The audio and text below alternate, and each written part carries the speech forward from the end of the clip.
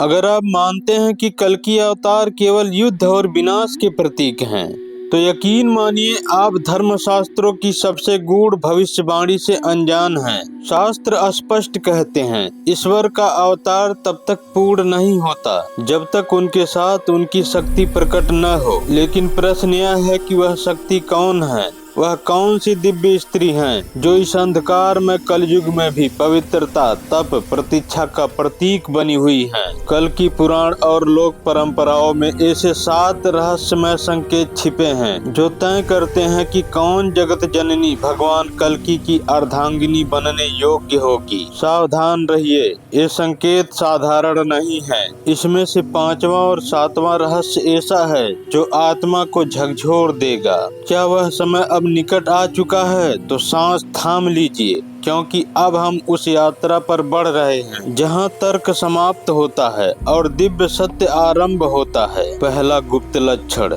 रहस्यमय जन्म। क्या आपको लगता है कि ऐसी शक्ति का जन्म किसी आम नगर में होगा? नहीं, ग्रंथों में उल्लेख है कि कल्कि की पत्नी, जिन्हें भविष्य में पद्मा या रमा कहा जाएगा, ऐसे स्थान पर जन्म लेंगी जो सामान्य मानव दृष्टि से दूर होगा। कुछ विद्वान इसे सिंघल देश से जोड़ते हैं, कुछ इसे छुपा हुआ दिव्य द्वीप मानते हैं जो कलयुग की चेतना से ओझल है।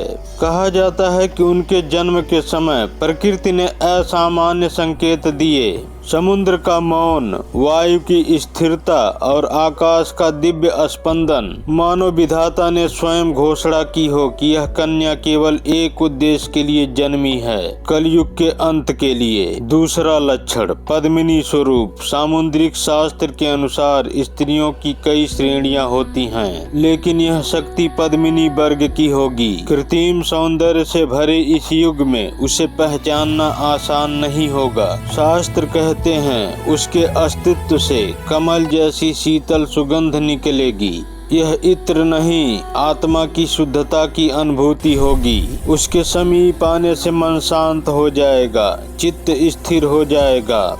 लेकिन यही दिव्यता अधर्मी शक्तियों को आकर्षित करेगी। अनेक राजा और असुर स्वभाव वाले लोग उसे पाने का प्रयास करेंगे, इसलिए उसका स्वयंवर साधारण नहीं होगा। वह परीक्षा होगी, प्रदर्शन नहीं।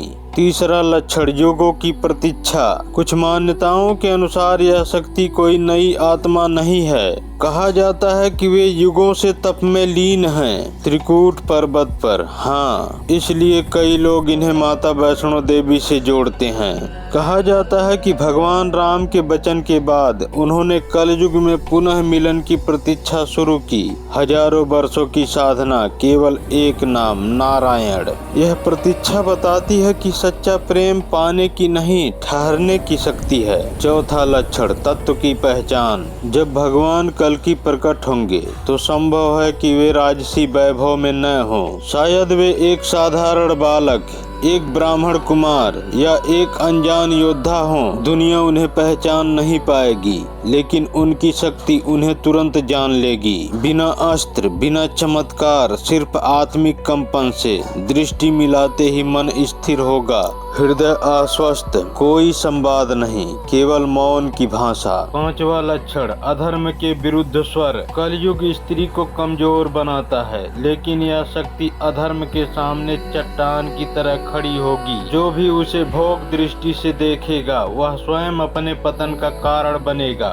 आवश्यकता पड़ने पर वे चंडी रूप धारण करेंगी। उनके पास माया होगी जो दुष्टों को भ्रमित करेगी और सत्य को सुरक्षित रखेगी। यह संकेत स्पष्ट करता है वे अबला नहीं, संपूर्ण शक्ति हैं। छठा लक्षण, असंभव परीक्षा। वे एक ऐसी शर्त रखेंगी जिसे न मनुष्य न देवता पूरा कर पाएगा। यह शर्त केवल पराक्रम की नहीं, अहंकार के त्याग की होगी। जो असफल होगा उसका गर्व टूटेगा, और जब वह शर्त पूरी होगी तो स्वयं काल अपने परिवर्तन की घोषणा करेगा।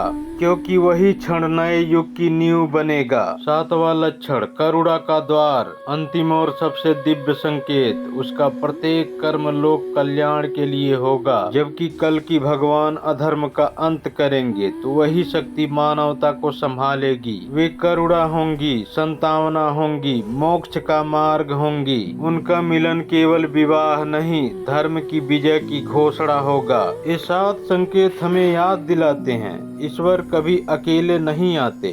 जहाँ पाप बढ़ता है वहाँ शक्ति स्वयं अवतरित होती है। शायद हम इसे देख न पाएं, लेकिन यदि आपके भीतर धर्म है, अन्याय के विरुद्ध स्वर है और संस्कृत के लिए सम्मान है तो समझिए उस शक्ति का अंश आपके भीतर जीवित है। अब प्रश्न आपके लिए, अगर भगवान कल्कि और उनकी शक्ति धरती पर आ जाए तो क्या हम उन्हें पहचानने योग्य होंगे? वीडियो को लाइक और चैनल को सब्सक्राइब करके शेयर करना न भूलें।